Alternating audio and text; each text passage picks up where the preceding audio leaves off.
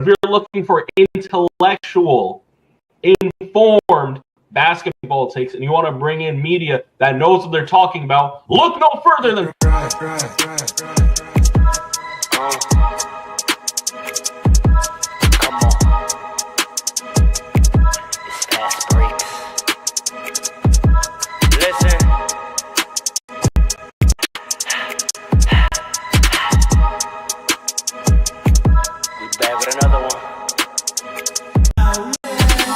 Fast breaks, yeah, we coming with the takes. Never early, never late, but we always push the pace. Yeah, and we really study tape.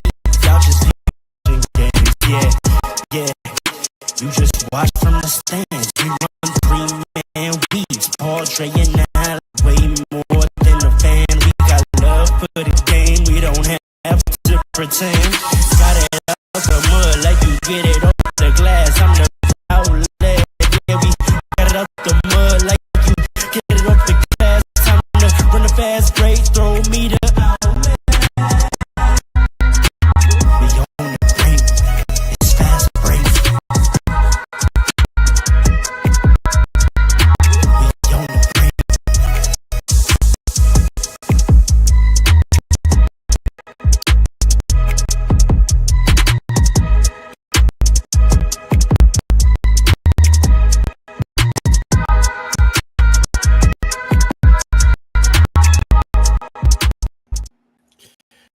What up, party people? Thank you for once again choosing to join us on our audio adventure this Saturday morning. Pardon my voice. I go by the name Rhoda, hostess with the mostest, and you know this. Flatbush. Joining me today, shout out to our brother Dre, who can't join us today, but we have that guy. We call him Coach, Mr. 1995 PRR Sports, the stubborn one. Coach Paul in the building. Greetings and salutations. And last but certainly not least, the professional, the architect. We call him Morpheus. Alan, the man with the plan.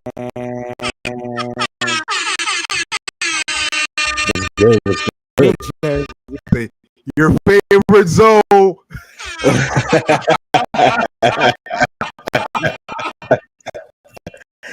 Yeah. All right. Paul, you're probably the next tallest person on the team in 2K, so I'm going to need you to get that rebound for me, please. Oh.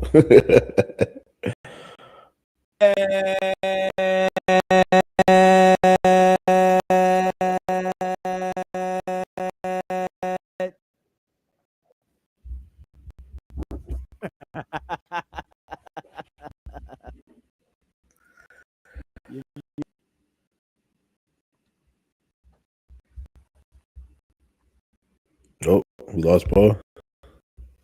Yeah, his mic disconnected. Anyway, welcome to episode 903 in full effect. We have yet another new segment for y'all fans today. Trying out some new things. Last 2 episodes 4 weeks into the NBA season, it's time to break down some basketball. So, introducing you to the Fastbreaks podcast structure. We were initiating Game of the Week as a segment. Now, this does not mean we are picking what we believe to be the best game of the week, but simply an O's talk for those nerds out there, for those basketball nerds. So, while you're watching the show, feel free in the comments to take a look at the upcoming schedule in the NBA the following week and suggest what should be next week's game of the week that you want to see us break down. Okay? And also don't forget in the comments as the show goes on, viewers, please put your vote for Potter of the Week in the chat. Okay, That's a fact. we take it very small and crowd and like, Become follow, part of Fast subscribe, Break family. and you know what to do. But yeah, throw in your picks for game of the week for next week in the chat, and also throw in those votes for powder of the week. Also, let me introduce. Shout out to our YouTube audience. Yes, Shout sir. out to our Twitch. The game of the week this week, you guessed it. Lakers Thunder on Wednesday on ESPN. You know, first battle between the top two seeds in the West. We went into break it down. Which one of y'all wants to jump in on this first? I'll go last for obvious reasons. I could touch on it a little bit first. First thing I'll say is before I get to the X and O's of what I saw from the game, I'm gonna say I think it was a kind of like a test for both the teams.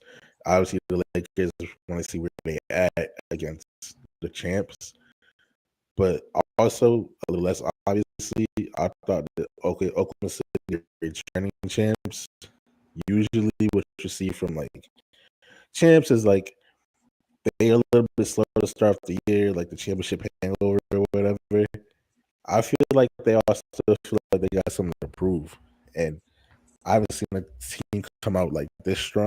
Well, we haven't seen it recently. It's been a couple years since we've seen a return champ come out like this strong. It looked like they could still go back and become repeats. So I feel like they took this opportunity and like embrace being the hunted, because usually that's what happens. Like when you become a champion, you become the hunted instead of the hunters. And I feel like they're fully embracing that and want to take on teams, letting them know that we still here and we're not done and we're still just as hungry.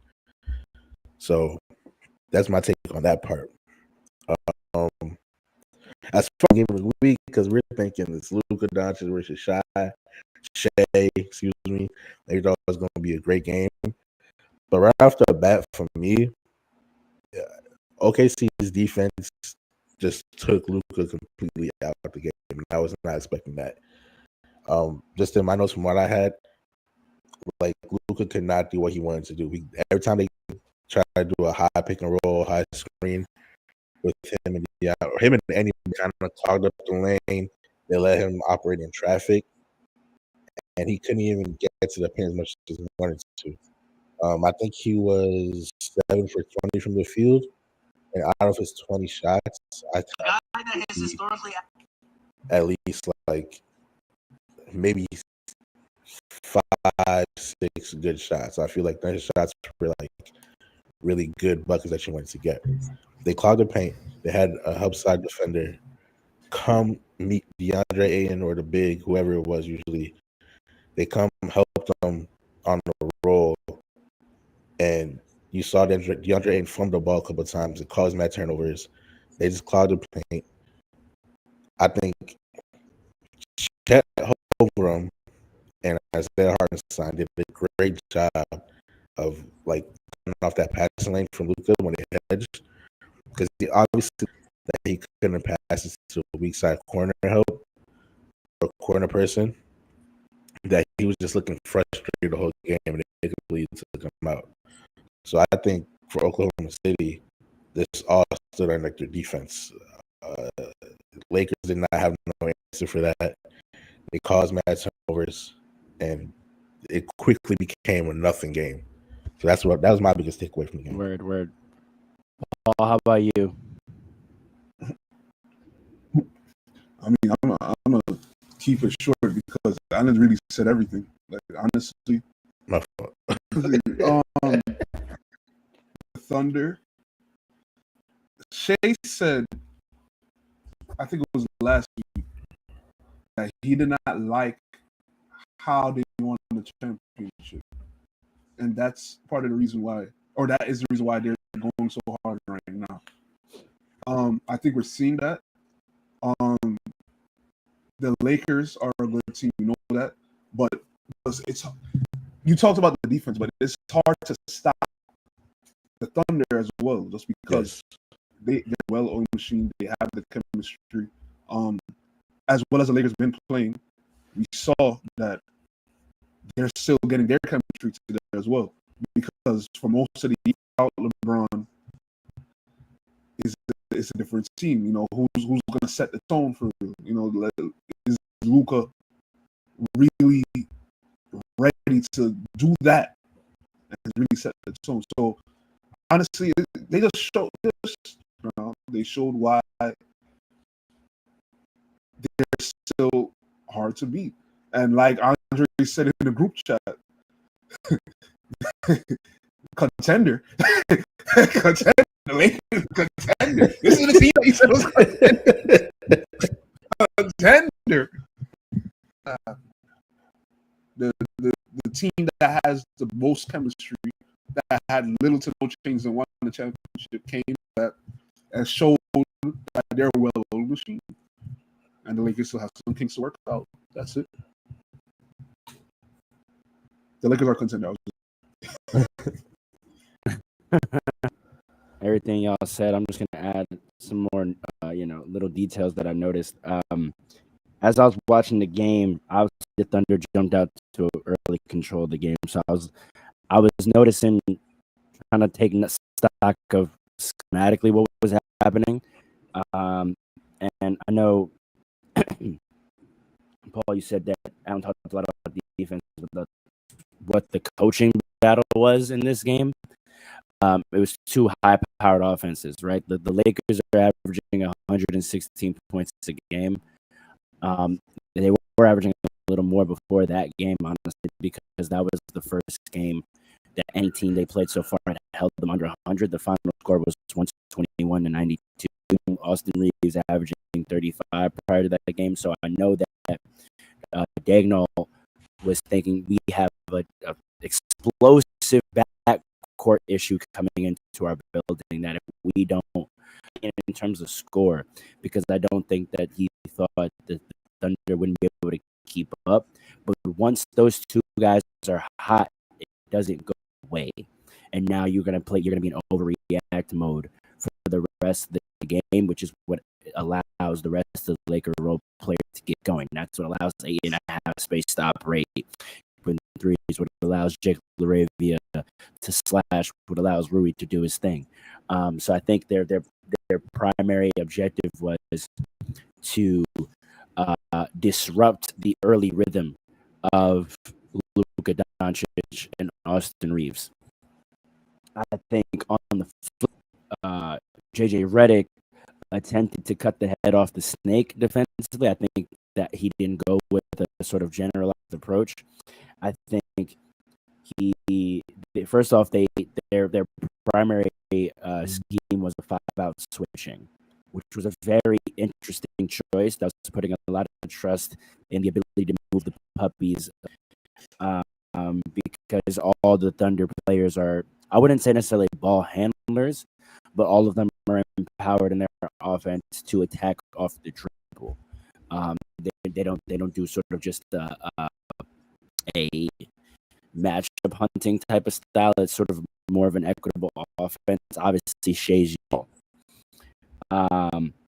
So I was wondering about that battle. They were doing a 5-out switching, and they also were boxing and elbows for Shea, which I think is very interesting. I'm sure he's seen that shit. I think the Lakers might have been the first team to pull that out, where it was like a very clear box and elbows. Every time he had the ball, every help defender was pinching in and trying to wall up. He wasn't able to get a lot of penetration to the rim much at all in that first quarter. That clearly seemed to be the scheme. The Thunder, in terms of trying to slow down Luka and Austin, they were just blitzing everything. They were just straight up saying, we're not going to let you break the three-point line. We're going to push your pick and hands, like Andre said, of your bigs in the short roll. And the Lakers bigs, this is one of my first notes, the Lakers bigs are having decision makers. And I think that is not new to our offense, but I think the way the last few games have gone, our bigs were not prepared for that to be the case. I've really been blitzing Luka or Austin that much all year, surprisingly. I don't really understand why teams have been attempting to guard those two guys one-on-one, but the Thunder absolutely said, no, sir. We are full out selling out hard doubles to start the game. We're taking the ball out of these guys' hands and seeing what else can happen.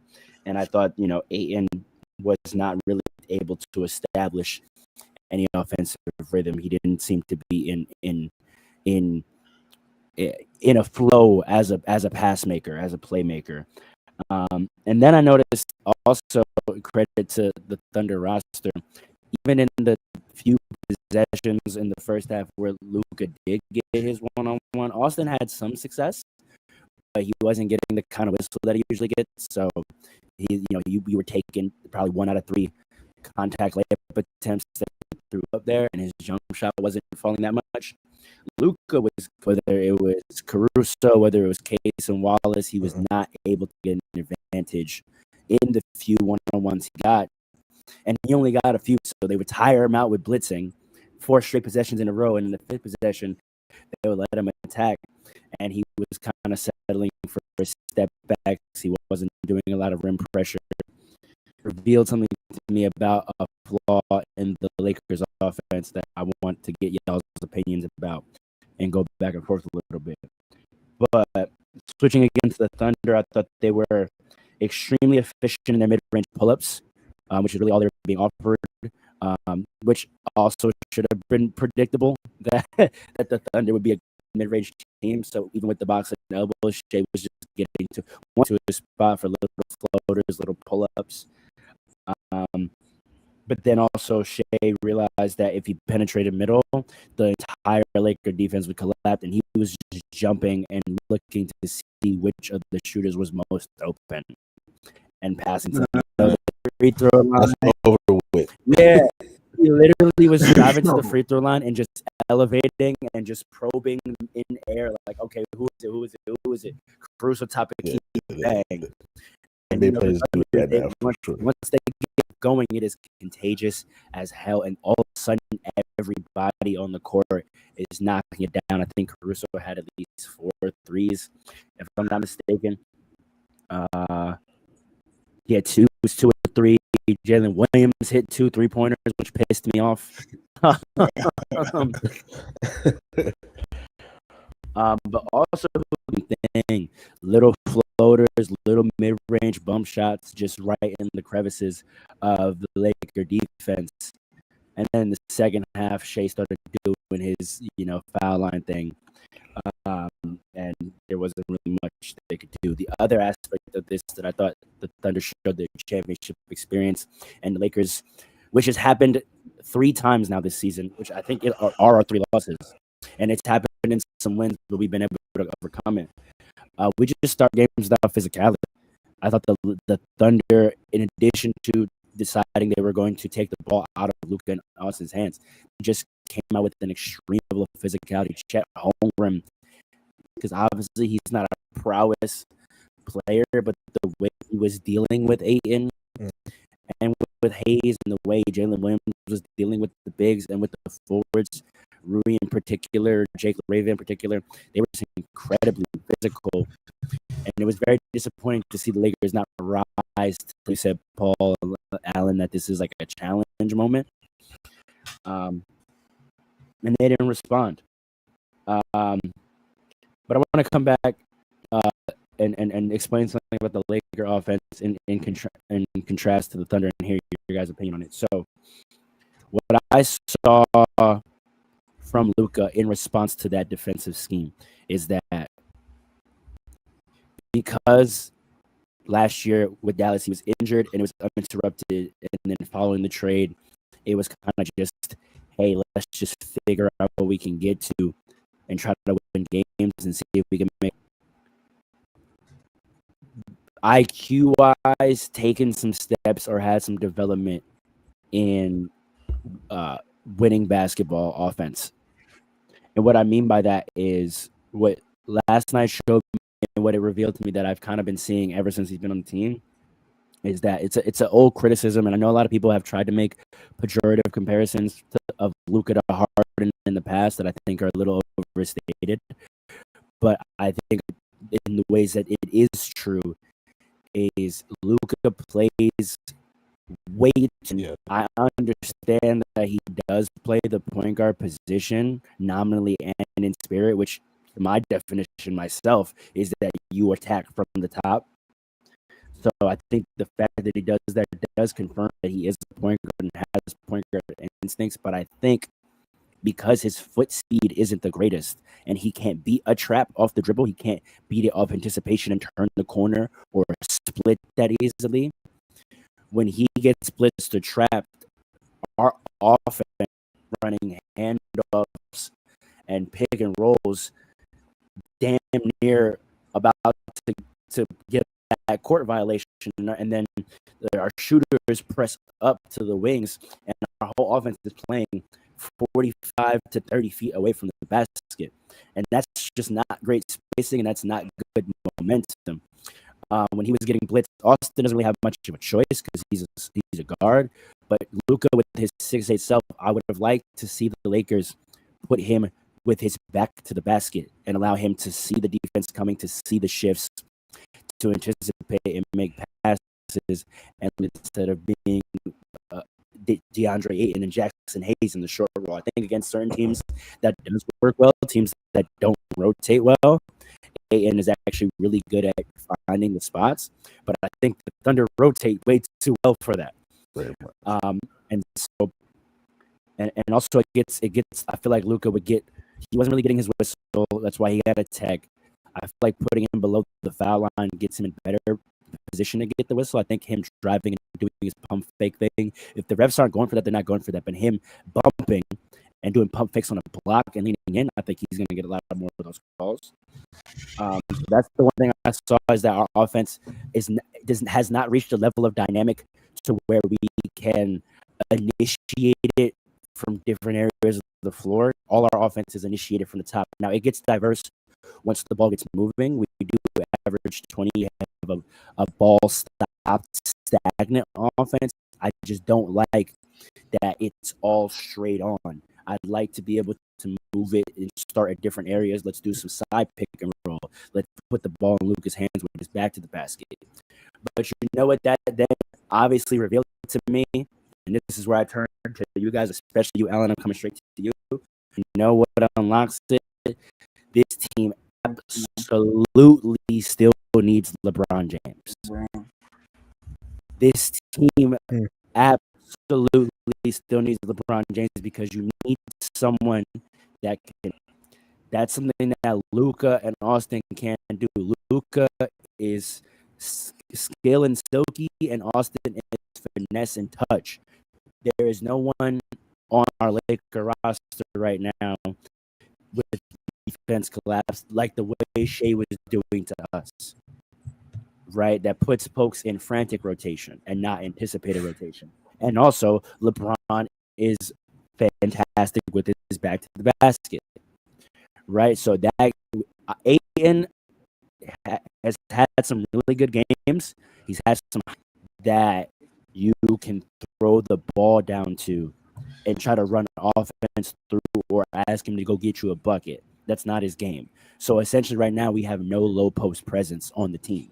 LeBron James changes all that, and I think Ayton creeping in the dunker with LeBron on the block or pinch post and maybe setting some off-ball. JJ Redick has a lot of great off-ball screen actions when the ball goes into the post. I think you run Luka through those and get the backside of the defense worried about where Luka is, right? Like right now, no, the defense is never worried about where he is because he's right in front of you. We can see him at all times. I think you are able to put the ball on LeBron James's hand below the foul line, and the defense now has to worry where Luka is, worry where Austin is. I think that adds another layer. So I'm going right to you, Alan, because you said, maybe the Lakers team plays better without him, and I think certain schemes may be right, but in that game that you reflect, could you not see how clearly LeBron James actually fills a pretty gaping hole in the Lakers being able to play the highest level of basketball against a team like the Thunder? Well, yeah, to answer you directly, yes, of course, I could see that. All credit due to LeBron. I think he would have helped him a lot in this game because of that.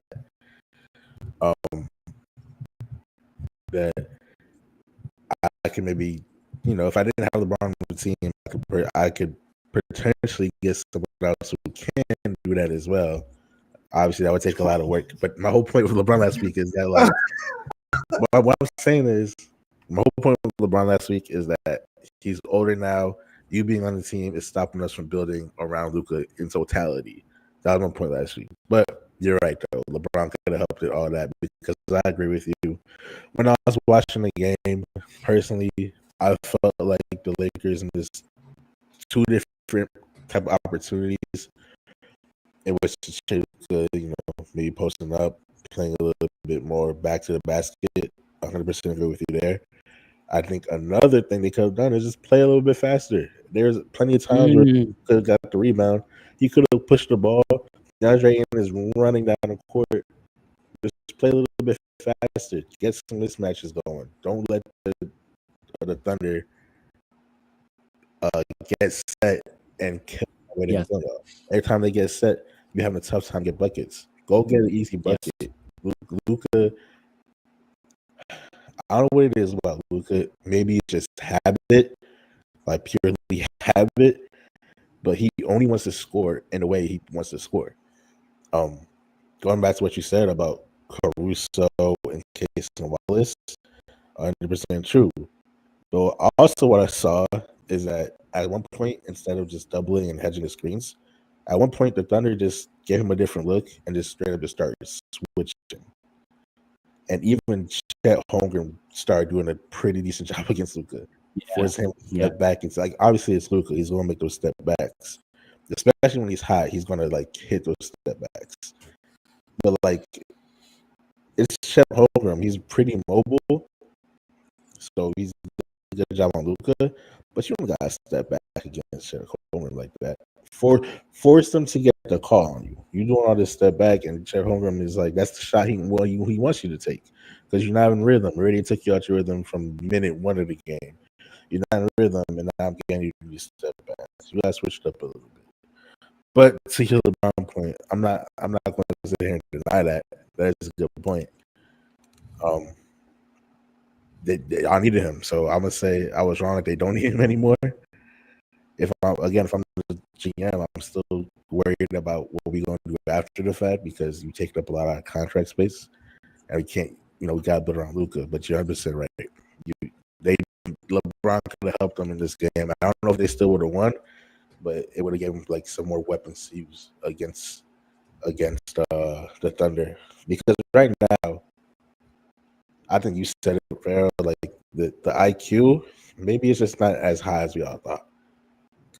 Like I said, I don't know if it's just habit or maybe lack of game planning, or they just didn't expect to see this scheme. But what I saw, if I'm a Laker fan, and obviously you are fair, but what I saw from a Laker fan, I'm not particularly happy or excited about what I saw. I feel like with the Lakers, they were not. Even if it was a blowout, you can understand blowouts getting blown up by the champions, by the most recent champions. But like the manner in which you lost, how you look flat, how they completely took you out your game, it's not exciting. So I think the next time we play is in February. Yeah.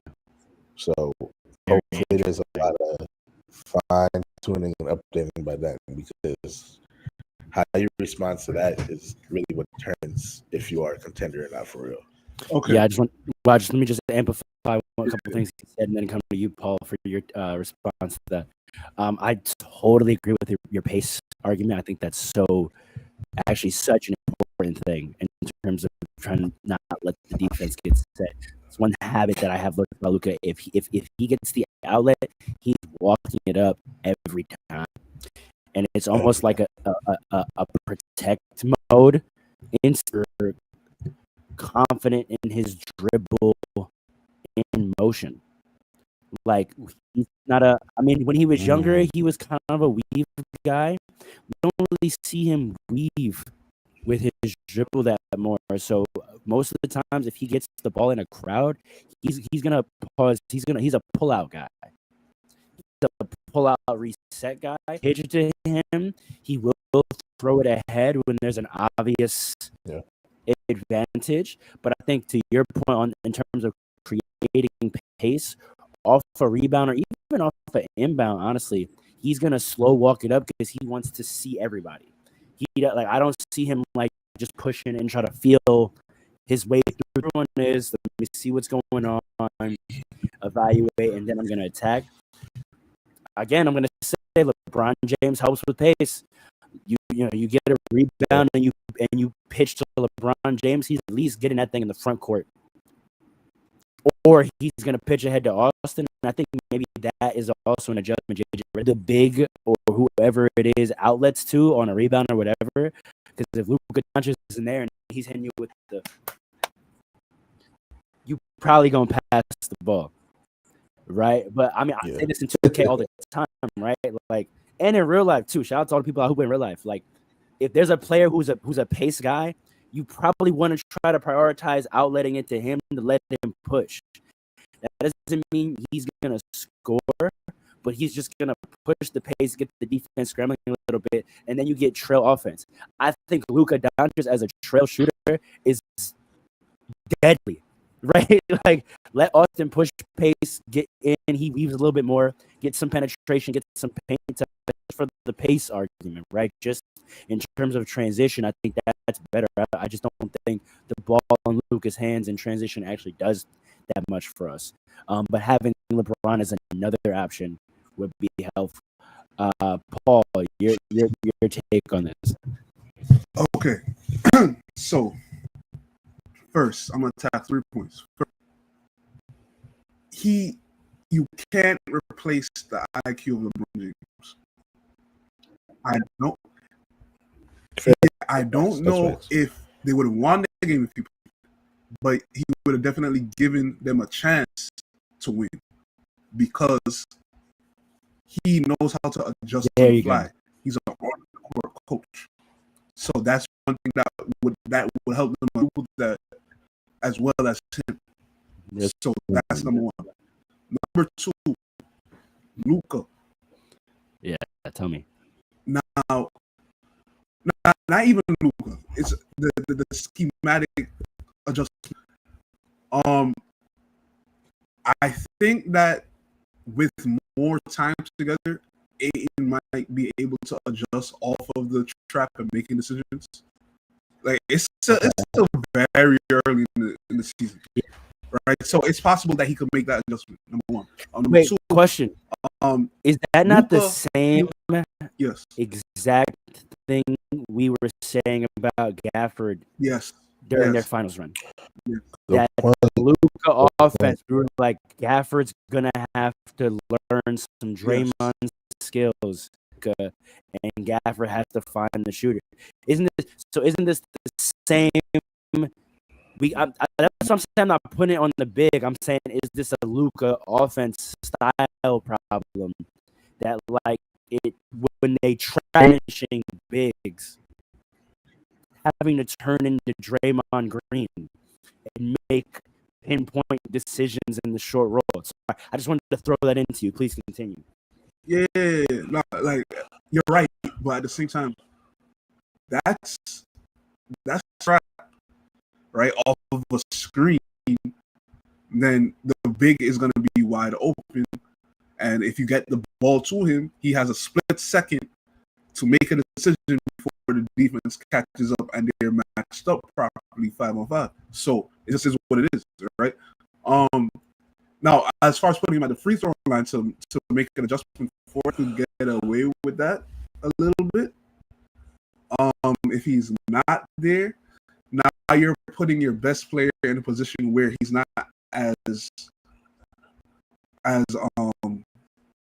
dominant, because you know what he likes to do, right? He doesn't like to get at the post, that area, like that's not where he wants to eat, because he doesn't want to score. He doesn't want to. He play makes off of his ability to score. So putting him in that position is almost like you're put him in the middle of a zone type of situation. You know what I mean? Like, he can't attack from over there. Well, he likes to take step back your offense a little bit if LeBron isn't there. Now with Luka, right? I've been thinking this for a minute. I never said it. I don't know if Luka's gonna get any better as a player. You have this opinion about a lot of players. You feel like they just. I think we see where players actually like. It's not a given that a player's gonna get better. We see that. Like, we don't know if he's gonna get better or not. But I'm saying this specifically with Luka, right? Because Luka plays, and he's played like this his whole career. Basically, he plays like a 15-year veteran. You know what I mean? Like, he got an old man game. And he came into with an old man game as a young player, which is why he was so dominant so early, right? You don't know how to operate as skinny Luka yet.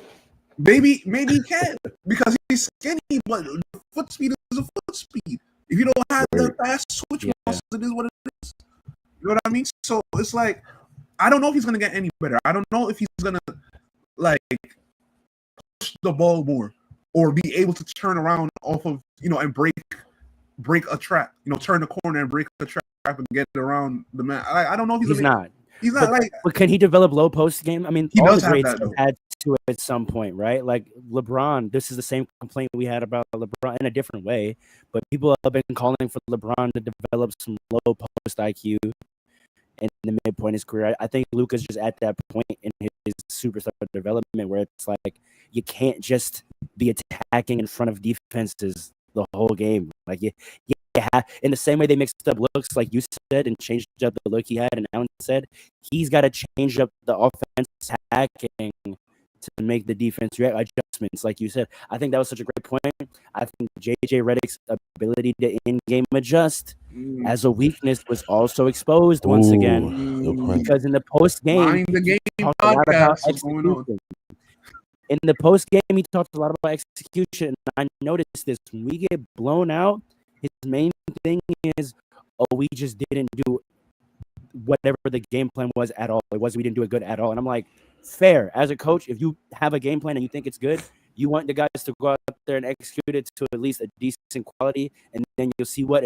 If your team doesn't, as a coach, it's, I don't want to say it's easy, but you can kind of stand on, well, y'all didn't do what we told you to do. Right. But also in the midst of battle, like if you see that happening,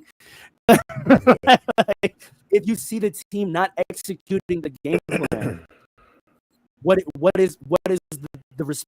He just blew up.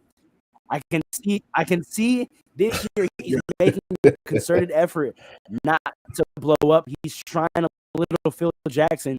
There was a stretch in the second quarter where we went 7 minutes getting mollywopped, and he didn't call a timeout. He didn't even stand up. He sat on the bench and he was like, "I'm gonna let you feel this." Yeah.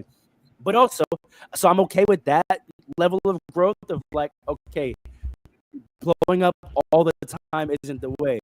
But how about like on the fly, like, all right, clearly sometimes it's not just the team, the scheme isn't working, but of executing what we talked about. So let me simplify it and let's go to this. Like, I think that's high level coaching as well. So Coach Paul, what do you feel about that? To everything you're saying, like, maybe it's not even just Luka I'm talking about, but from a coaching standpoint, like, switch it up. Like, give. Yeah, I think Luka has the post skills. Like, we've seen that. Like, he could eat off the post. So that adjustment that you're talking, he can do it. We've seen it. So you're right. Like, he should consider changing things up. But at the same time, LeBron James is not there. So there is an aspect of we don't want to change up how we play just because it's not optimal right. Because one of the greatest players ever, who's still great right now, is gonna come back. You know what I mean? So I kind of get that as well. Like, you don't want to overreact. But Luka, man, like he got a old, like, he, technically speaking, he is like how old is he? Like 25, 26? 26. So he's been playing for 10 years professionally. You know what I mean? So it's like he is a veteran, a 10-year vet in professional basketball, and you see it with how he plays. So that's why I say I don't know if he's going to get any better, because I think so play it's supposed to look like how he looks right now, but like 5 years from now. You know what I mean? Can he get smarter? Is it possible for him to get smarter? Alan, what do you think? You can have a little bit of open forum. Do either of you think he can still, there's room for him to learn? Maybe not get better as a player skill-wise, but can he learn more of the game? Can he learn winning basketball at a higher level? And then that technically is him getting better? So that's why it's like... Is it? I think he's a is it possible? Guy, honestly. Alan, do you think it's possible? But also, Paul said he's a scorer first, and that's why it's not necessarily likely.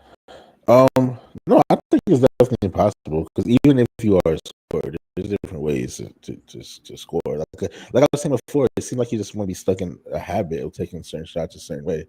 I think there's definitely, we've seen players, we even talked about it last week, I think we've seen players adjust their game, especially as we get older. And he's got the number one adjuster of all time, like right there next to him on the bench. Like he could definitely adjust and get smarter. Because part of being smarter is also like just being more exposed to two different schemes and seeing how they play you. It's not the first time he's been hit before, but it looked like it was his first time. It looked like, because you said, Ro, you watched, I'm sure, a lot of these games this season so far. You said that teams, for the most part, did not do this against them. We don't know why. So if it's the first time that he saw this season, it's a little shocking, especially against a team that's so good at doing it. So I feel like if he got into the film and looked at it, I think there's opportunities for him to get smarter. If he realizes certain opportunities, he could definitely get smarter, I think. You said as he gets older, I think we've served the basketball. Yeah, you said as he gets older, like he'll learn, right? But I think just experience, right? Like this was the same. Like I said, this was the same issue that lost him the finals. And in terms of being a leader and expressing his desire for how a team is constructed, I'm not losing sight of the fact that he signed off and recruited a lot of the players that are on this roster right now. The team is currently constructed in the way he prefers.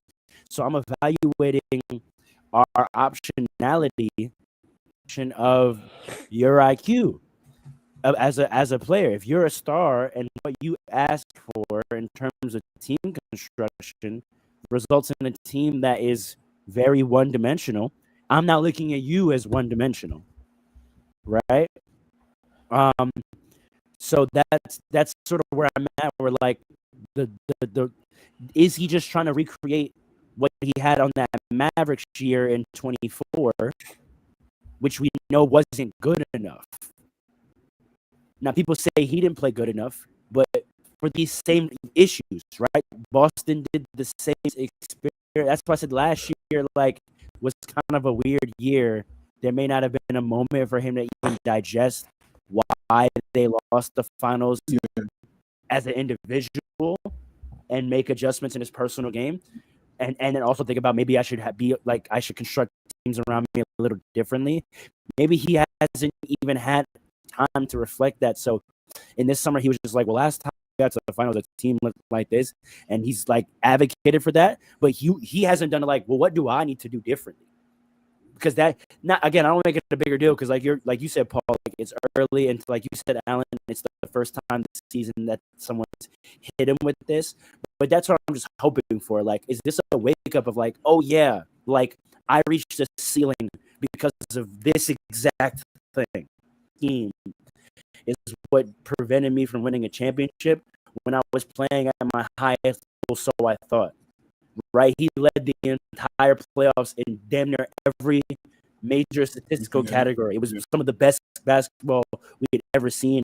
I started saying, all right, I now believe this guy probably is the best player in the league So when you get stomped out again in a regular season game, even though it's regular season, that's just where my mind goes as an analyst. Like, does the player like make those connections of like, like I'm seeing this again, and it's the same thing happening. Like maybe there is like what's my adjustment? How? Because again, I grew up on Kobe, and that's what he used to talk about all the time. How he would take look and be like, okay, what didn't work in my attack, and then apply that to the whole team. Because he's like, if I get stopped, the team offense is stopped. So I have to find a way to make myself a threat first, effectively and efficiently, and then our team offense flows out of that. So that's my thing with Luke. I've never heard him wax poetic about basketball. Maybe that's because of the language barrier. But I would love to know, like, his mind, like you said, Alan, in the film session breakdown. Like, are you looking at that? Are you looking at, well, what's a different way for me to go at it to then get our offense flowing? It's not just me making shit. We shall see. We shall see, because everybody. And I'm hoping, I'm hoping LeBron again. Another reason why LeBron is valuable. I need him in those film sessions. I need his mind and his voice in those film sessions. You know what I'm saying? So please don't go anywhere. But let's leave it there. Let's go to segment 2. Wait, I'm sorry. Can I No, go ahead. The basketball nerds are so happy right now. Yeah. Only because we gave a lot of attention to Luka. We're talking ball, y'all. It's not just yelling this week. We're talking ball. We You're gave welcome. a lot of attention to Luka and the Lakers, but on the other side, is Shea becoming a playmaker?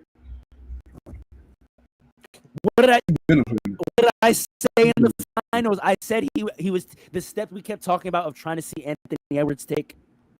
This is literally my exact take from last June. The step that we kept saying is missing for Anthony Edwards, that we like the next level. We watched Shea take that step in real time in the finals. Agreed. But it's about style. It's about play style and instincts. I feel like he's making passes that he would not have made last year. I think he's Anthony Edwards got a team. His whole roster is fool's gold. That's the problem with Anthony Edwards. Okay, I will say that. But is it his team is bad and Shea's is good, or Shea has evolved and makes his teammates look better than Anthony Edwards makes his teammates? I'm saying it's easy to evolve when the offense is that simple. It's chicken and egg, though, right? Like, as when the Timberwolves guys don't make shots.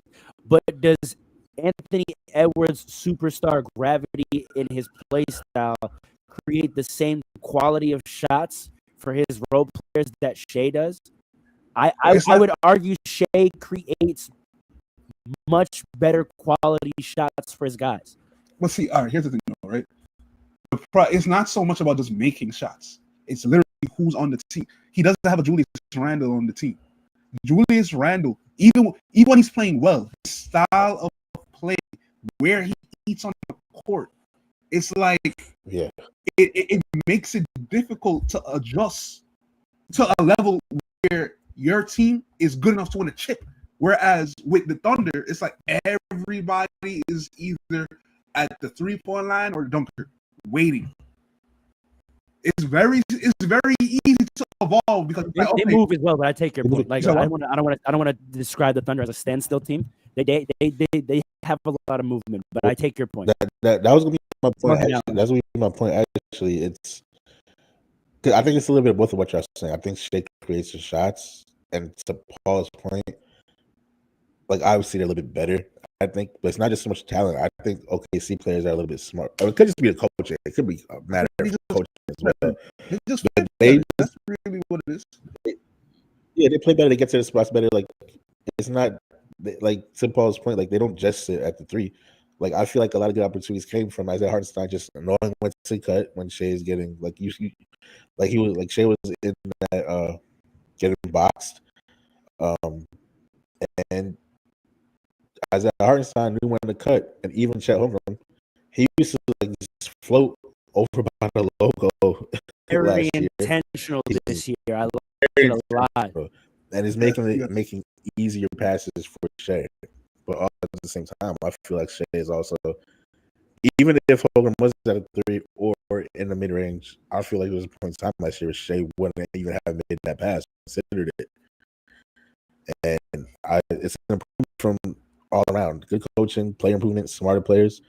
And that's scary considering how good they were last year. You know what I mean? Yeah, I think So it's, I completely agree. I think, and yes, I did want to give the Thunder and Shea some love in this breakdown. They won, though, so it kind of seemed like obvious. The same thing kind of happened where there was a complete defense. And this is what happens every night for these guys, right? But this is what we saw in this week in our game of the week. The defensive scheme that was meant to take Shea out of the game didn't. And why? Because there's some clear evolution that we can see in Shea's play. And that is in terms of being a playmaker and being precise. That's the thing I just see with Shea is that there's not a lot of wasted movement. There's not a lot of wasted dribble. There's not a lot of wasted time. He's a quick evaluator and decision maker, and he's precise. It's with like torque. Maybe it might be the right word. Torque. It kind of reminds me. This is gonna sound weird because like, when you think visually play styles, like it doesn't make the same sense. But I'm talking about from a physical standpoint. He moves and drives with the same kind of torque of a Derrick Rose. I got a better one. You know what I mean, though? We're like, it's like sharp and strong. Yeah. You know what I mean? Like, yeah, I can see that. I can see that. Okay, I see what you're saying. I can see that. Yeah, it's not brute like force, but it's like I get right to it. Like I hit my tween go. He doesn't have an extended size up. He takes one step back, baba. Gets like he's a pro. He like whenever you see him in pickup runs, like he has the most like I'm a pro basketball player game. I feel like so like he comes from that cloth of like sharp execution of my stuff, and I just get to my spot and do what I need to do. It's not he doesn't play with it. He doesn't waste. He's exacting, and that's what I saw against that box and elbow scheme. Is like he was just so precise and sharp, even though it's fluid. It's very sharp and pinpoint. Mm-hmm. I agree. All right, so we can leave it there. Let's get into these quick takes. 60 seconds on the clock for each of you. I'll withdraw from these topics. I'll just hear you guys riff on these ones. First one up, Kings. Allen, the Kings situation. They saw the Chicago Bulls and they said, "Let's run that back. Let's try it with Sabonis." Your thoughts on the Kings makeup and structure? That older playing 2K. Yo. I don't know what's going on. I think it's time to make some trades. Just if you have your picks, just blow up the team, move them, do somewhere they can go get a ring, blow up the team, and just start from scratch. Like, what are you doing? Stop wasting people's time. Paul, This team don't make thoughts on sense. the Kings? That's a issue. You got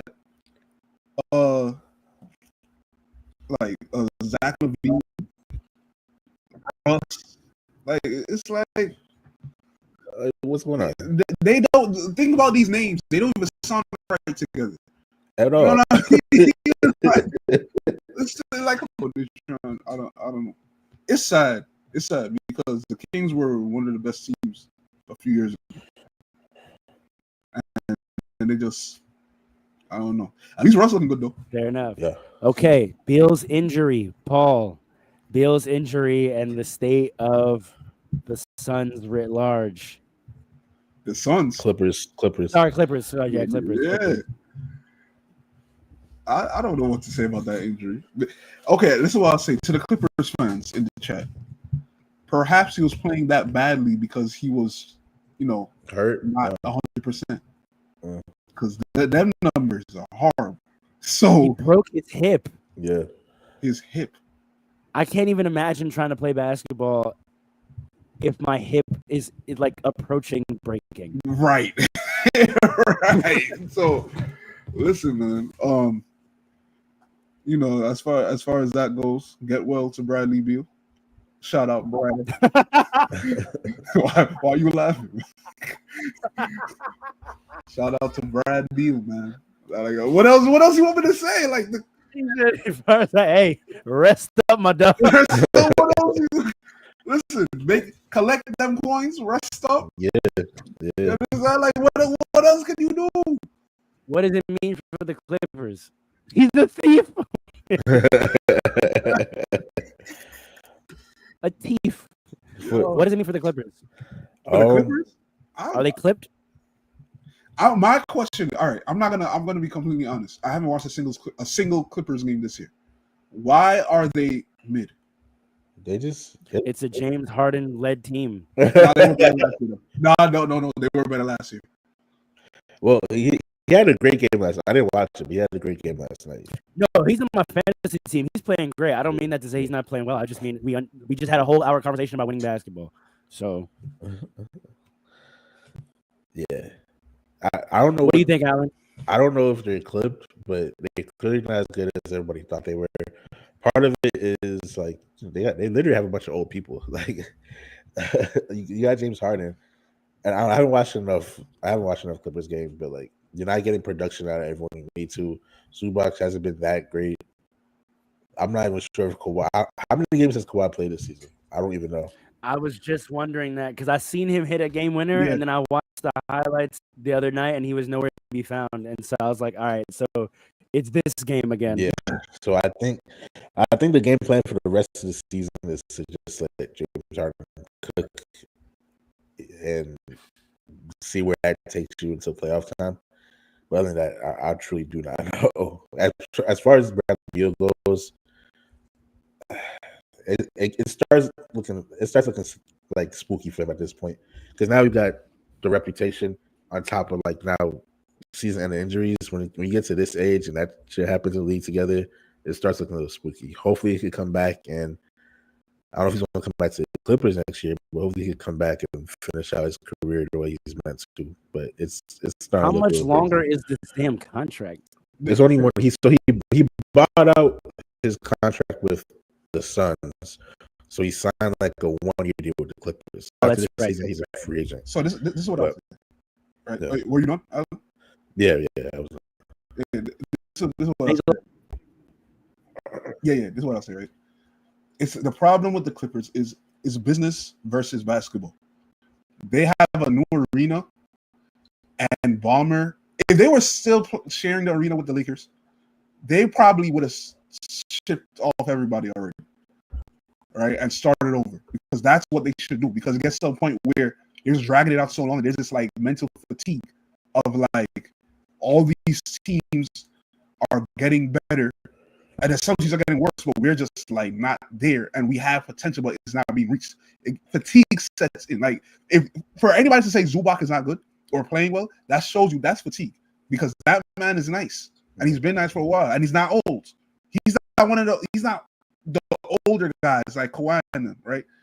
They have to justify the arena and get a return on investment. They want to put in a product that at least is like entertaining. So that's why the formula is let Harden cook. Because they're good enough to get some surprise wins here and there, right? But they're old enough where they'll lose to some team they should be beating. And you know they might win a playoff round, maybe even 2, who knows?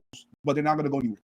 So it's like it is what it is. Just really quick, Thunder has their pick this season. Man, just so everyone knows what's going on. That's crazy. Well, that's crazy. In line with the Clippers, Jokic put up 55 with some of the cleanest swishes I've ever seen in my life. They said he didn't hit 3 once. If y'all please go watch those Clipper Nuggets highlights from this past week. That man, another shout out to Derrick Rose on this podcast. That may be the only touch I've ever seen comparable, and I'm specifically like the swish quality. Like, of course, other great players have like been able to make hard touch shots, but like he greens layups and hook shots and floaters at a level that is I wasn't gonna share. unfathomable to me. Like, yo, he came down on a fast break, one of the plays of his 55 points, and like no one picked him up because everyone's so afraid he's gonna pass it.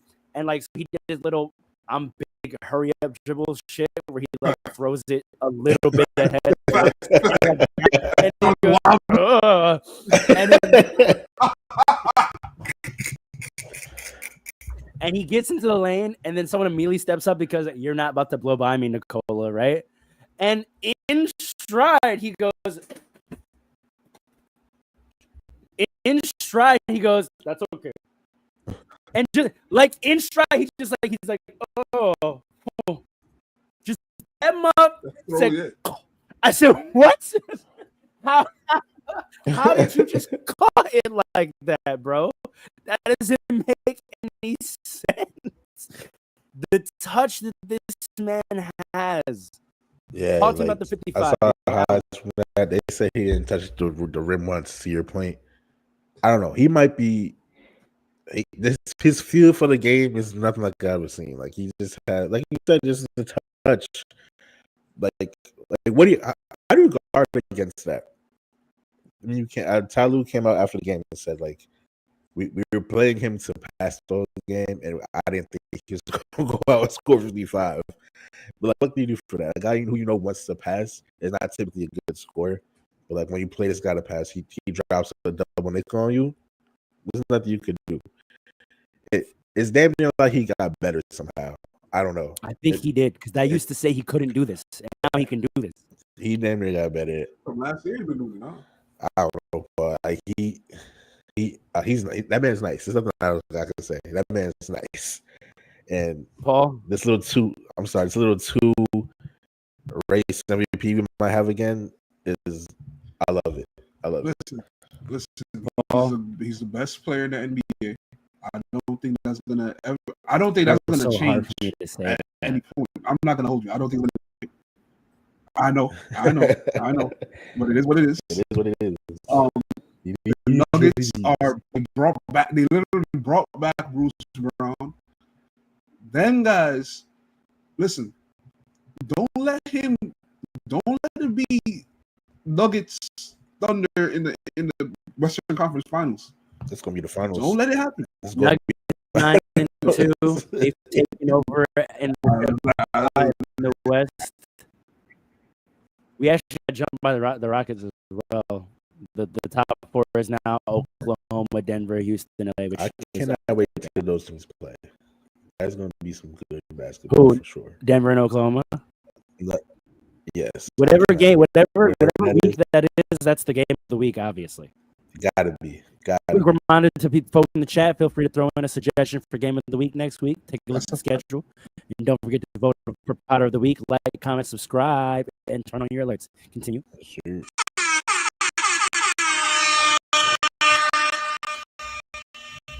Vintage night reactions. Paul.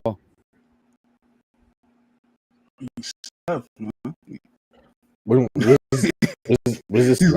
does it mean for the Warriors? What does it mean for the Warriors that it takes those kind of Herculean efforts just to win games? Your thoughts, regardless. No, I mean, listen. I'm on the record. I had higher expectations for, and again, it's early. 109, 108 versus the Spurs, and he had 49. Pardon me. Yeah, that was against the Spurs. You know what I mean? Like, it's Wemby. So, listen, I had higher expectations than most for the Warriors this year. It's still early, but they've shown that they're just far too old. They don't have enough firepower. I think fatigue is setting in over there as well. A lot of these. They have 46. I'm sorry, just back to back. Against San Antonio, and they won 5. And they played San Antonio again 2 nights later, and he had 49, and they won by 1. So give me the. I knew it was a 40. Give me the whole perspective that it really takes 50 from Steph for this team to beat the Spurs. Yeah. Right. No, that's what I'm saying. Like, the fatigue is setting in, and I think that the front office has some hard decisions to make because Steph is old, but he's a new age old, where it's like he's still elite. You know what I mean? Like you got to treat him like he's a 12 to 15 year player instead of pushing like 17, 20 year player. You know what I mean? Like you got to treat him like them type of players. So, are you gonna waste the rest of his career? Yeah, he did curse on that. he cursed on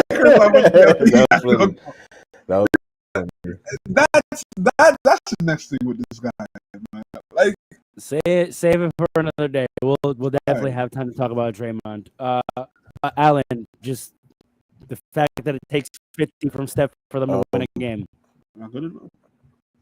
Yeah, I'm just going to reiterate the 1 point Paul said. They don't got enough firepower. I watched the game at War very easily at all. Obviously, it's Wemby there. But even when Wemby was off the floor, like they had a tough time scoring without Curry on the floor. And truth be told, the Spurs should have won the game last night. I didn't watch the first game, but the last night game, they got pretty lucky with a call on Curry at the end to win the game. The Spurs should have. So the Warriors have some stuff to worry about. They got no offensive firepower. Steph kind of needs to do this when it seems like the Spurs. And the Spurs are not all that yet, so it contention. You know what I mean? So they got Jimmy Butler. Jimmy Butler is supposed to be the other guy. He's not consistent enough. He's not consistent enough. Man. He had. How about last night? Why did he much here last night? I'll tell you right now. Really, it didn't feel like he had 28. I'm not gonna lie, I did not feel like he had 20 at all. I feel like, because it's not impactful. Any more dynamic scoring. Exactly. It's not. This idea of having a player on your court who's a starter. Yeah. It's 21 last night, so I think close to double digits. Is pod and he had 10. So you're getting the majority of your offense out of two guys. Like no one else is getting buckets. What is Draymond doing? 3 of 12. You need to trade Draymond. Enough is enough. Draymond, since Kevin Durant went to the Warriors, Draymond has decided he's been gone home on not being a scoring threat. It hasn't been the same. He said, "I'm not doing this again." That is not. That can't work. Yeah, Al Horford played 24 minutes and had 0 points. There was my bad, Paul. There was times where they completely got him off the court. Like there was a couple possessions where they subbed him in. He messed up, and Steve Kerr just immediately. Moses Moody played 30 minutes, went 2 of 8, had 4 points. Say that again. Moses Moody, 30 minutes, 2 of 8, 4 points. No. Shots. Listen. Okay. But hold on. The quality of the looks is very. These are role players. They are all role players already. Al Horford, role player. Role player. Moody, role. We're talking about some role players. You understand?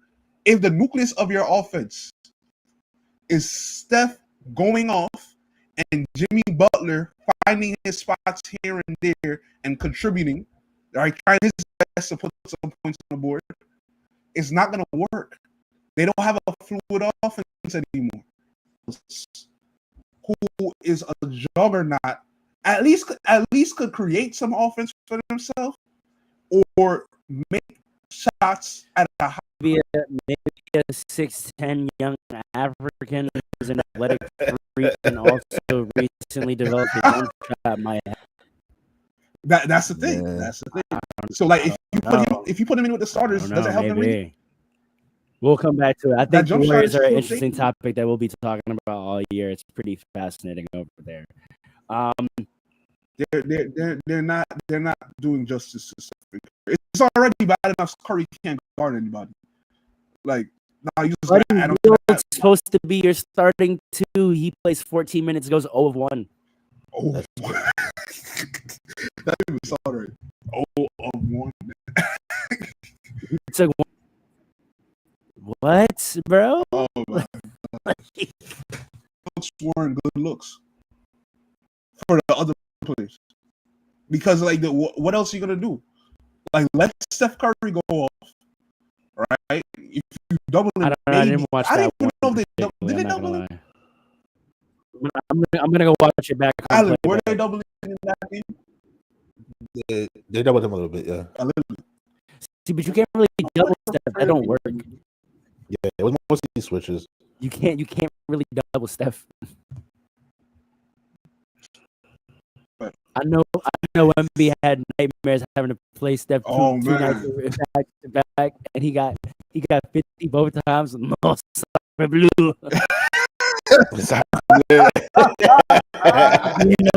Not again.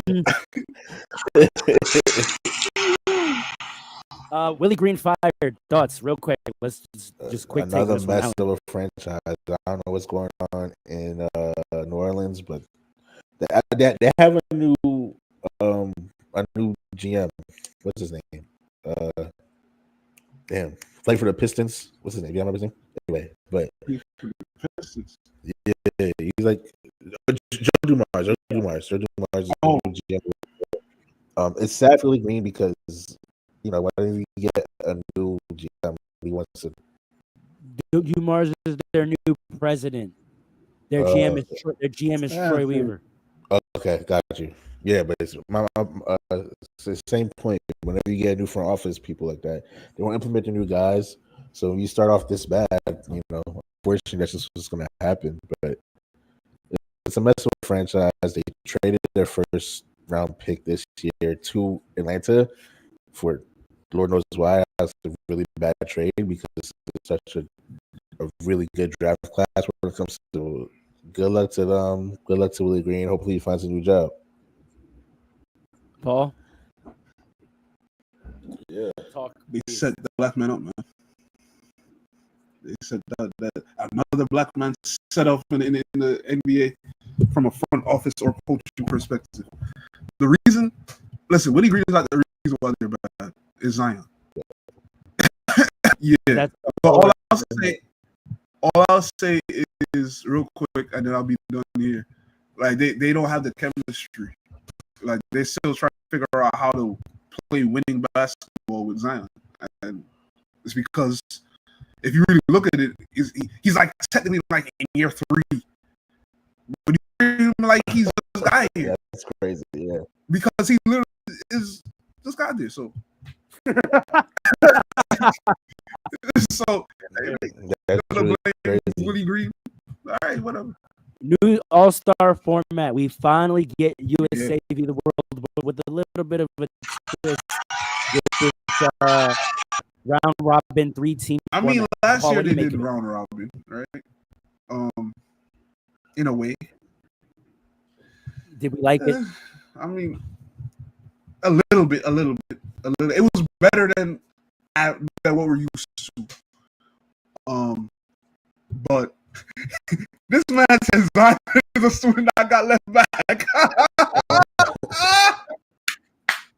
All right, my fault. Okay, I got you. Promote 2001 But anyway, yeah, I think it'll be even more competitive. Okay, this is what I'll say. It has a potential to be more competitive because of the pride that players have in, like, you actually verbalize how important it is for you, for Black Americans to still view the NBA as a viable way to build generational wealth. Like, you can still make the NBA and still be a star and all. So I think a lot of those players might feel the same. But if it doesn't if it's not competitive, then Stephen A's point needs to be taken into consideration getting rid of the weekend altogether. Because this is the last hope. What else are you going to do? No, not the weekend. I think the weekend is still all successful. I think it's just that Sunday game. Is it dunk contest That really Sunday successful? game yes. Because we have to incorporate everything we don't Yeah. see on TV about the Yeah. weekend. Like the weekend in terms of branding and marketing and festival-like Philanthropy, activities. Like we hopefully Yeah. someone will pick us up. And we could One day. I Your was thinking about that too, one you day. feel me? But it's just that game. That One Sunday games is just bad. It's just not good. Alan, what do you think about this latest wrinkle they're trying to implement? I don't even care about it, bro. I'm so sick of it. I don't think anything is going to change about the All-Star game until the culture around the players change. And I don't know if that's going to happen anymore because, just like you said, it's more so about the whole weekend instead of just the one game. And no one wants to get hurt. The players have kind of like verbalized that. You hear all the time. I remember he said he was willing to come out and like gonna try. But once he saw everybody else was like chilling, he started chilling too. And I think that's just the culture of the All-Star game now. So I don't think this Red Robin is going to change anything. If anything, because of all the noise surrounding it, the players will be like, all right, they talk mess about this. We need to just the regular game, and players actually just try hard. But other than that, I don't You brought really up care. culture. That's why I think this has a chance to bring it back because this literally a cultural aspect to it. You know what I mean? Like literally, you're from over there and you're taking the NBA. I'm from over here and we're still nice to the NBA. If you want You to think make a players really statement, care about that today? I'm asking a question for. Like, I don't know. They I do don't in know the if they really care summer. about that today. Yeah. In the summer, yeah. But we'll see. People think that the players shouldn't have to play hard, and that everyone's like, "Oh, the regular season won't matter. The regular season does matter." But let's put it straight like this. I'm sorry. Home court advantage in the finals. Really? We just have to do it. We just have to do it. Make it worth something. Yeah. Make it worth something. East versus West, winner of the All-Star game gets home court. It's what the MLB used to do. It used to All-Star games were lit in the 2000s. Yeah. That's true. I might be moving to that. I was against it, but I might be moving over to that. Because I'm telling you, bro. What else you gonna do? Because Shea and Joker, home court advantage on the line, they're gonna play, bro. Yeah. Giannis, Brunson, home court advantage on the line, they're gonna play, bro. The rest of the guys might not, but the top four teams, superstars, You're gonna sub they're themselves gonna in. play, bro. Get out. Coaching is gonna be hard. I need this. Do me a favor, take Ja out.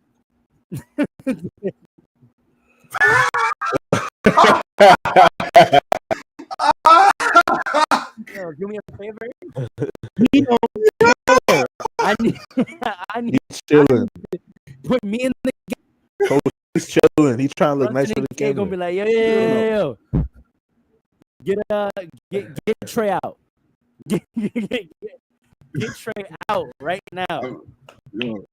Oh man. No, All that's right. true.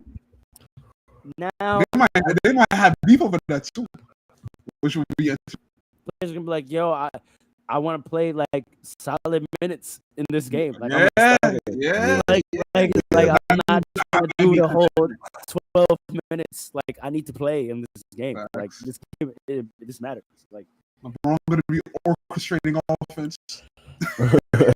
Allen and all, but we just want to see like some basketball acumen, like draw some plays, like play a little defense, make people have to be nice. And then in the fourth quarter, that last 2 minutes, like let's get it.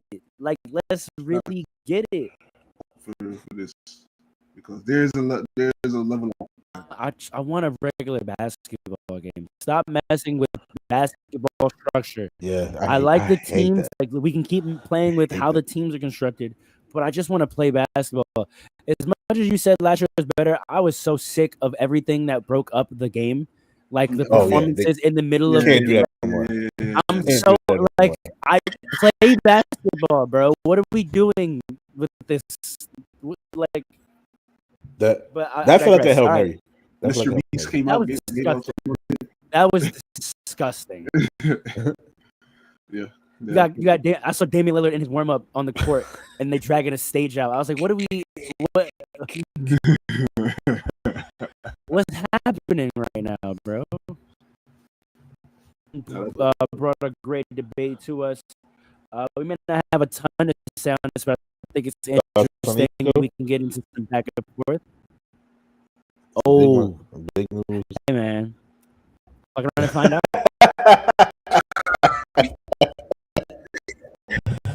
Y'all gonna hire him for Here's what I will say. Rob Pelinka is our president and GM, but primarily our president. I've always wondered if he was gonna hire a GM. Listen, makes sense. Makes sense. He be working for the Lakers since last year anyway. Listen, People often have a lot to say about Rob's GM skills. I think he pulled off 2 straight years of some pretty great trades, listen. both for himself and others. Listen, all I'm gonna say though is I've come to the conclusion that they set that black man up too. I set another black man up. I'm not mad at that. Do not, based on what we've heard, based on what Gilbert Arenas has said, based on what the owner has said, based on what I'm hearing, the rumors, the clues what Mark Cuban has said. This is not just a basketball move. Yeah. I'm not hearing that. It's a deep. Yes. Yeah. Yes. It might not be collusion with the NBA and the Lakers and all that. It might not be that, but there were business dealings that influenced this move. The owner sounds like he's fully behind that move. I think he traded Nico just to save face. He was scapegoated. Yeah. I don't even know if Nico was the one that even brought up the idea, that really pushed the idea of trading Luka. Because it made no sense. I don't care. It made no sense. Nah, I think that might have been him. I don't think. No. There's too much. There's too much chatter and just like things that like when you put 2 and 2 together. I think whatever the agenda was posed to him, and they were like, "We need this to happen. How do we get that done?" And he was like, "Well, the only way we could is to trade Luka." And they were like, "Okay, bet." And he was like, "Yeah." I mean, scapegoat. That's it. But then at that point, you got to look at the owners just as much as you look at it. Yeah, agreed. Yeah, but they scapegoated this black man. I'm telling you. Yeah, I have two separate thoughts on it. I pretty much agree with everything y'all are saying. I think there's more to. I'm not even the biggest conspiracy theorist guy, but I think there's something different. There's something different about this situation because it's like crazy from all angles, it makes no sense. We're like then they get the number 1 pick. Yeah. We're like 9 months removed from that trade, and like today, it still makes even less sense than the week it happened. It makes no sense about it unless you start looking at. The audience could look up some conspiracy theories about it. They're all out there. They all make plenty of sense to me. Mostly about the business dealings that Paul's talking about. So, but on the other side of things, you low-key got to trade Anthony Davis now, right? You damn near tell him to his face that this was a grave mistake. Anthony Davis, what are you supposed to do? Anthony, come home. But people were saying that someone brought it up. I forgot who it was. It might have been on TV, but someone was saying LeBron for Anthony Davis now. No. That's crazy. That's crazy. It's Anthony for Dalton, Rui, and who is it? Dalton, Rui, a pick, and somebody else, a guard. Chicago. Maybe Vincent. Chicago. Ooh. They say Chicago. Ooh. To retire? Go home. No, to go home. And retire? Come on, Retire there. Chicago's good this year. Retirement. You No, send that they're man to good. Chicago, that's a retirement. They're good. Chicago was good. Yes, They're a good Dalton team. Connect stays in trade packages because once you have traded a player and then you don't trade him, you have to trade him. I don't know why he's still on the team. Yeah. Well, I've I been saw a through this report before. before. I've been through this before. We traded Lamar Odom and Pau Gasol to the New Orleans Oh, Hornets, yeah. and then we didn't trade them. That was the downfall of Lamar Odom. That's when it all Yeah, started. but you know what Mitch did? You know what Mitch did? Mitch What? traded him again a week later because you can't come back from that. Yeah. I You mean, can't before come the back season from that. started, they're They saying that comment they right tried. They're trying to trade Dalton Connect, but teams just don't want him for some reason. You I should saw have that did it report before the immediately. season He should have started. been off Yeah. the roster by that Yeah. trade deadline Yes, when his value is high. You can't Yeah. trade a guy and then bring him back. The minute it got off, you were supposed to find another deal for him immediately. That's a fact. Immediately. That's a fact. None of this. Oh, he's a professional. We have to, no. Yeah. I don't like that. Yeah. There's no job in the real world where you could fire me and then call me on Monday and be like, actually, nah, we need you to come in. No, Yeah, got it. no, Oh, yeah. I'm not coming. Word. That's a fact. No, you're right. You're right. But I think he goes to Chicago if they trade him. Come home, Anthony. Yes, it's Chicago. He's from Chicago. No, Chicago. come back to your professional home where you What did you just say? What did you where you just say? hung a You banner. can't get rid of me and ask me to come back. You're not Yeah, I trying to go can. Yeah, I can. there. You're not trying to go there. Oh man. Oh, because time has passed. You can't do Word. it immediately. You can't now look, This you is what can they're gonna fire say me. right here. You can fire me, and then a year later be like, "My bad," and then I'd probably come back to work. Word. You can't get me come back on Monday, but a year later, like you know what, our margins, your department is not operate. We realize your value. Here's a raise. Here's a raise. That's the key right there. Here's a raise, Right a new there. title. Like we got you the corner office. Oh yeah, family. Bet. I can come back. We're right at 90, and we're without Dre. Do we want to hit the debate segment, or do we want to pin it for next week when we got a full panel? What were we debating in there? We had a Cade versus Zion versus Paolo debate queued up, but we are at 90 minutes and down one panel member. We feel like we have a lot of back and forth to do on this. Yeah, we have got good honestly, ball I'll talk say this. today. So. I say this: the Magic are playing better, so I think it'll feel a little better to have that discussion when they down a little, win streak or something like that. I also want to talk fully about Detroit, who's number one in the East right now, and so like They're this number might be a one? nice. Yeah, the Detroit yeah. is currently 11 and what is it? 11 and what is it? 11 and 1? Not 11 and 1, are they? 11 and 2 maybe? 11 and 2. Yeah. Wow. They got a 2.5 game lead. So I do kind of want to have a full conversation about Cade and the Yeah, let's Pistons. do that. Yeah. Cleveland Cavaliers 2.0. Because I think that's kind of, if you go just by winning, I think it's kind of obvious that, Cade first, Zion's Paolo second, Zion third right now. Like, I don't know if there's much to argue. Zion Yeah, Zion versus Paolo is an argument. Paolo has made some playoff runs with his teams, and I think his game Playoff projects. I think not like deep ones, but like he's been in the Magic have been in the playoffs several times. Several. Yeah, Magic, they've been in the playoffs at least twice. Definitely the last 2 years. Yeah, Okay. and he played in the first one. He was hurt, obviously, a little bit in the last one, but he played in the first one. Right. Zion, his team has made the playoffs in his tenure once, and he did not play in it at all. Yeah. So It's an argument because when Zion is on, boys. Yeah. true. I think Zion has shown more early dominance, but who do you project to have greater longevity? Then that's where the question is. That's a And what- debate. And I don't even mean health wise. I mean game wise. Paolo's game is going to stand up 15 years if he's healthy. Even if Zion's healthy, is that game standing up for 15 years? Man, if he lose about 100 pounds, maybe. I mean, he looked good coming into this year, and we're still missing games. So Yeah.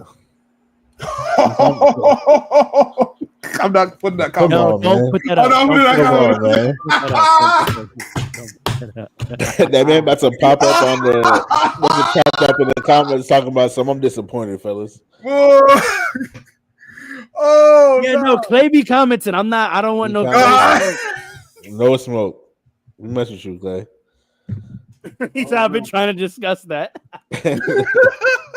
I will say I'm not getting into it. Shout I out will to say, you, I Wait, will hold say on. What would you say? Like, what would you say? there's been an uptick writ large in NBA players dating like notable women of their own right, Yeah. who like have some pop, have some fame, have some money of their own, which I think is interesting.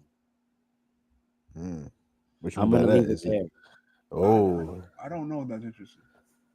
Glorilla and Brandon Ingram. yes, that's the other one. But they're single, so it's like unless you come in with somebody, then it's like.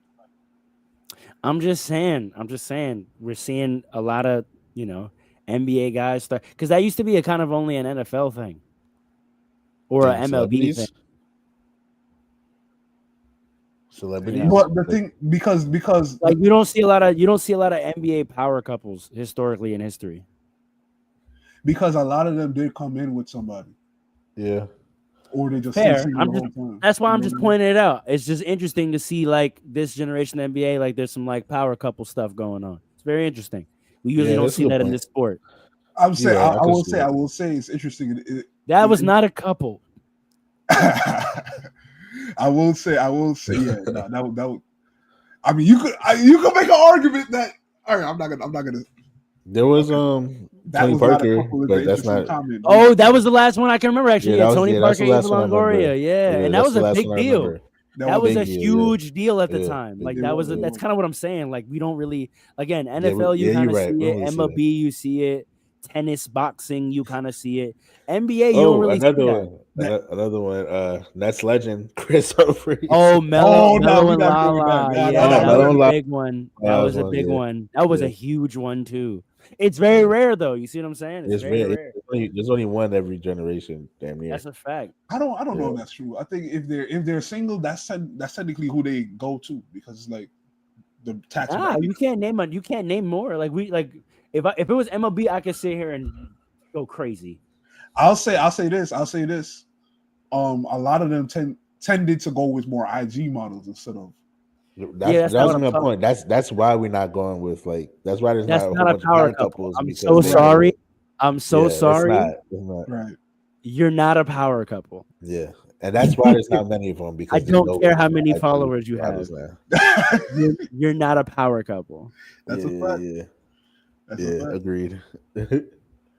At least it's still a black woman though. I'm gonna say that because you know what? Okay. Thank you for this audio adventure. We are looking forward to having Dre back next week. I hope you enjoyed. Again, real quick, while some time is left, please shout out put to in everybody. Put in the comments what game you want to see us watch this coming week and break down next week on the pod, and also put your votes for Potter of the Week. Word, please. We got what games we got going on this week? I'll throw some out. Y'all let me know what y'all want to see. We got Memphis. The NBA Cup is heating up too, by the way. Say again? The NBA Cup is heating up too. True. Did the Hornets beat the Bucks last night? No. Who? Lost. They lost? Yeah, the Hornets lost. Okay. We got I needed that for the cup. I needed them to win.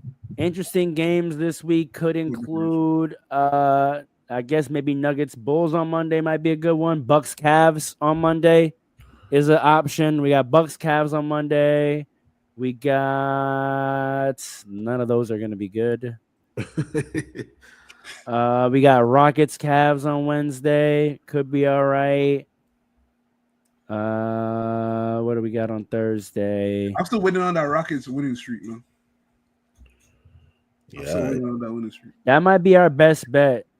Oh, we got Nuggets Rockets on Friday on Prime. Ooh, Friday. That's probably a lock, right? Nuggets, Yeah. Cat, what y'all think? Y'all want us to break down Nuggets Rockets Friday game on Prime 9:30? That's gonna be the late game, huh? Yeah. Is it? Yeah, let's do that one. Or potentially. Yeah, not It'll gonna be lie. like 9:00. I think that's the one we gotta do. Yeah, it's probably the best. All right, tune in next week to hear us break down Nuggets Rockets. Let us know who you thought part of the week was in the comments. Don't forget to like, comment, subscribe. We will see you next week. Light it up. Peace.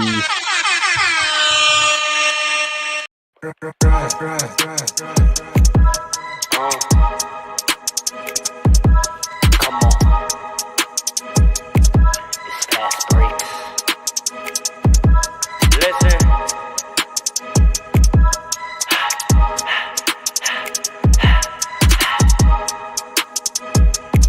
We back with another one. Fast breaks, yeah, we coming with the takes. Never early, never late, but we always push the pace, yeah. And we really study tape, y'all just view the highlights. Man, we really watching games, yeah. You just watch from the stands. We run 3-man weeks, Paul, Dre, and Allen, yeah. Way more than a fan. We got love for the game. We don't have to pretend. Got it out the mud like you get it off the glass. I'm the run the fast break. Throw me the outlet. Yeah, we got it out the mud like you get it off the glass. I'm the run the fast break. Throw